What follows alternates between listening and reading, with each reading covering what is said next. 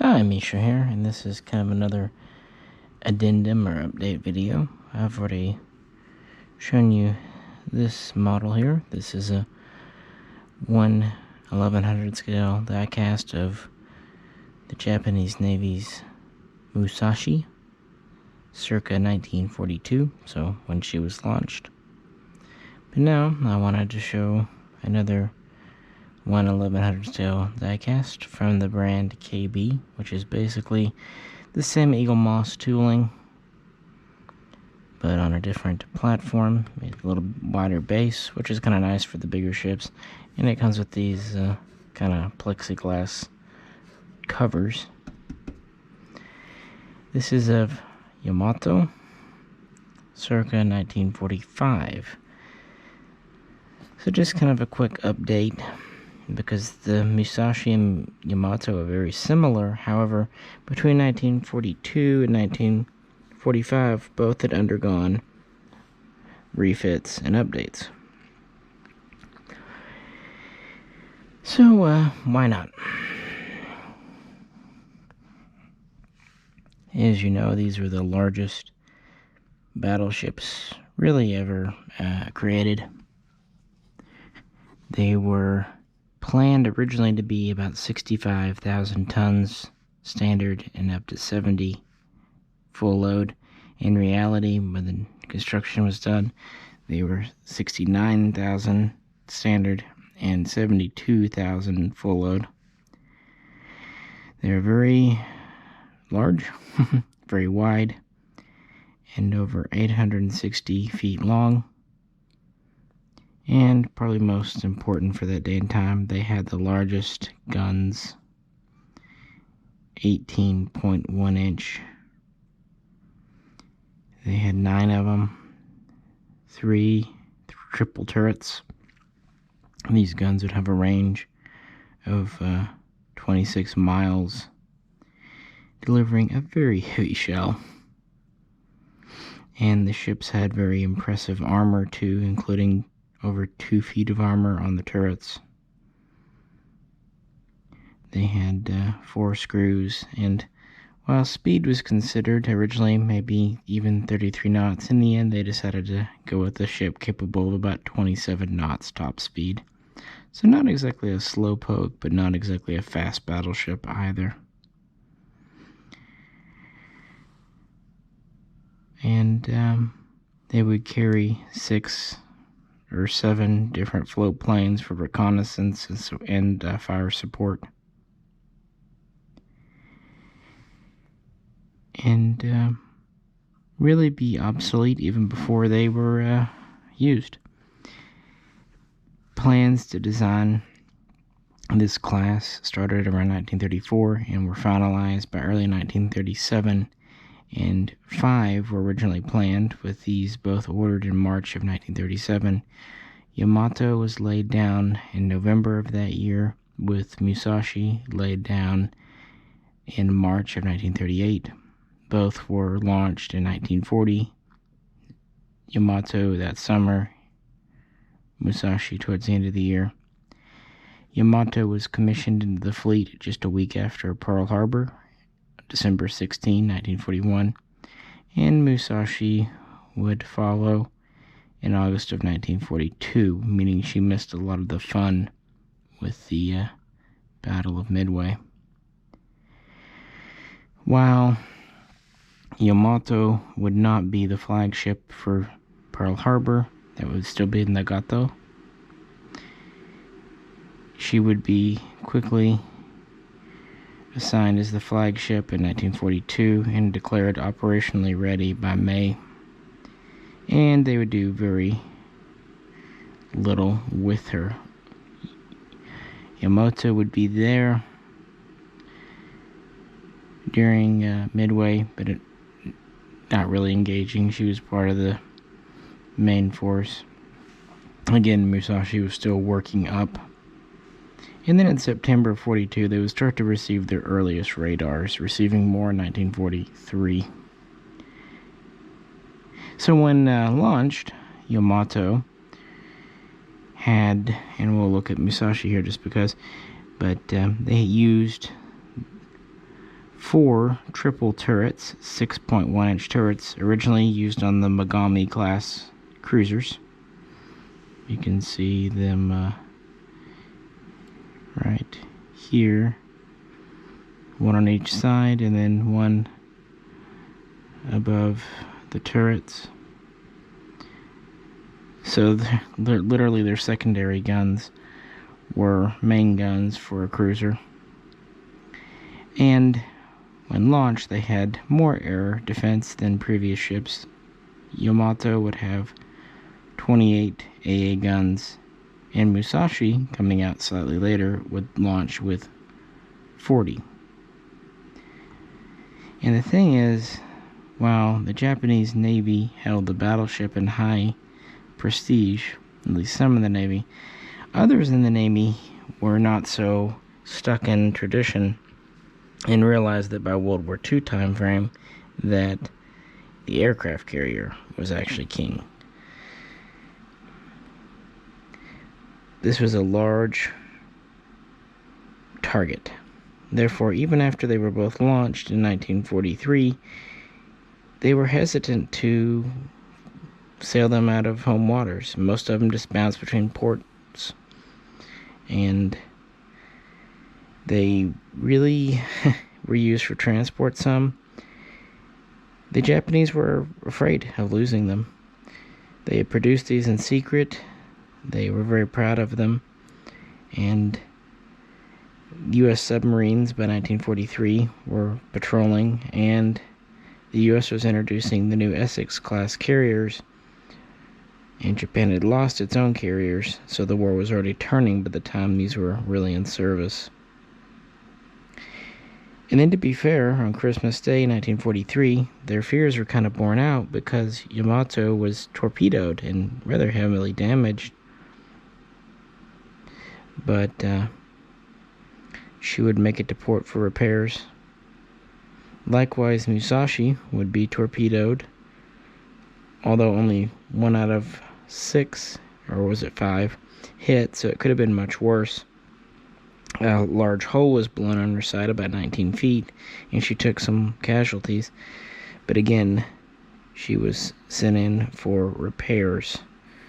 And so they kind of bounced around in early 1944. And throughout this time, their radars were improved and their AA defenses were increased. Now, in the Eaglemoss collection, Yamato was issue 1. Understandably why. I picked up Musashi some time ago, and I really had no plans to get Yamato because I have other models of her. But then this brand KB came to my attention, and I just decided why not. I thought having a Musashi of 1942 and then a Yamato in 1945 would be kind of neat to show the differences. Both were used at the Battle of the Philippine Sea, but they really did next to nothing. They were just there, you know, and that was it. They were there.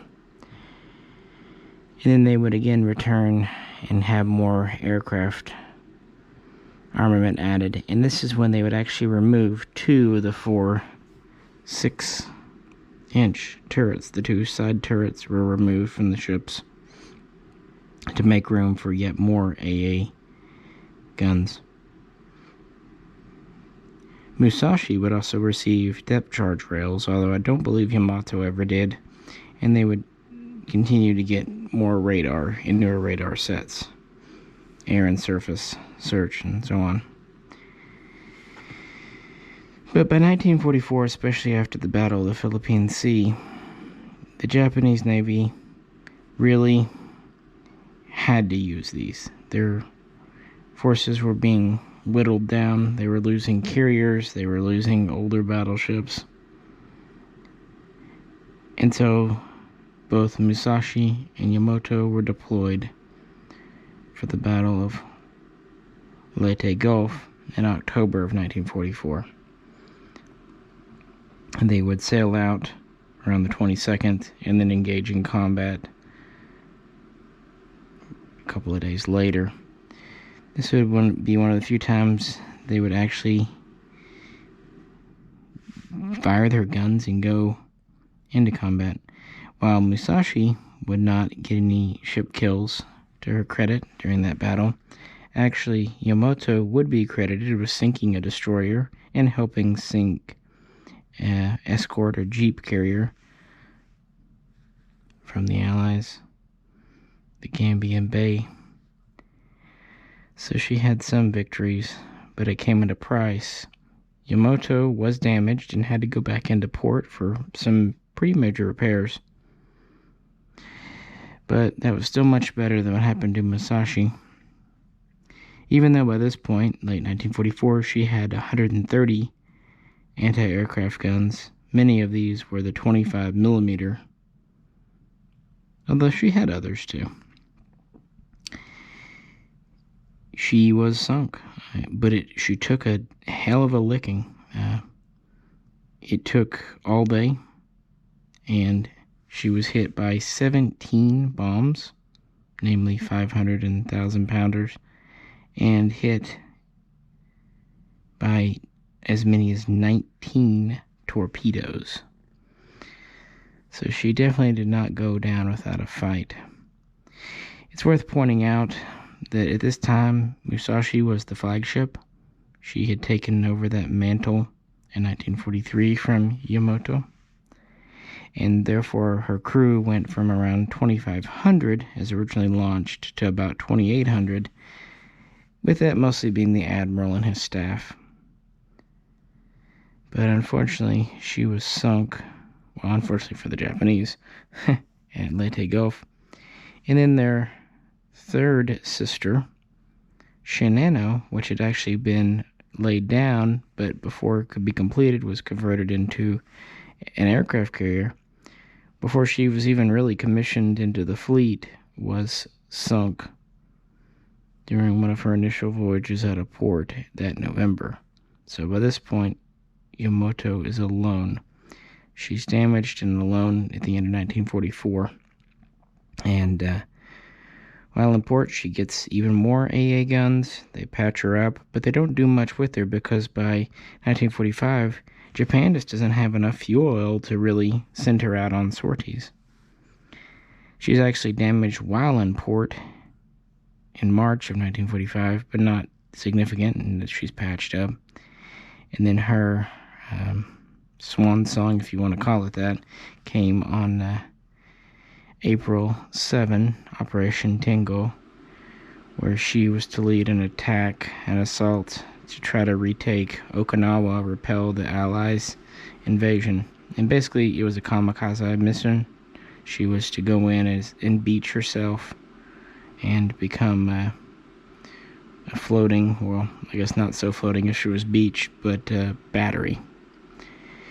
And by this point, she had as many as 166 anti-aircraft guns and radar, and was still carrying a few aircraft on board.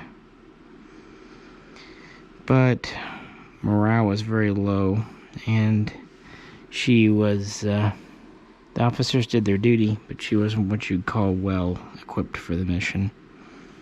And not surprisingly, she never even made it to the point where she could beach herself and act as a fortress.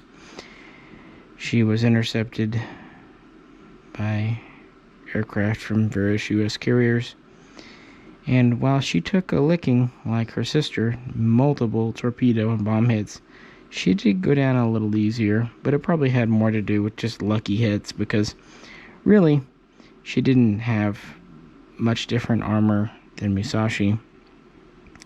They really were very close ships. I mean, there were a few differences in their construction, obviously.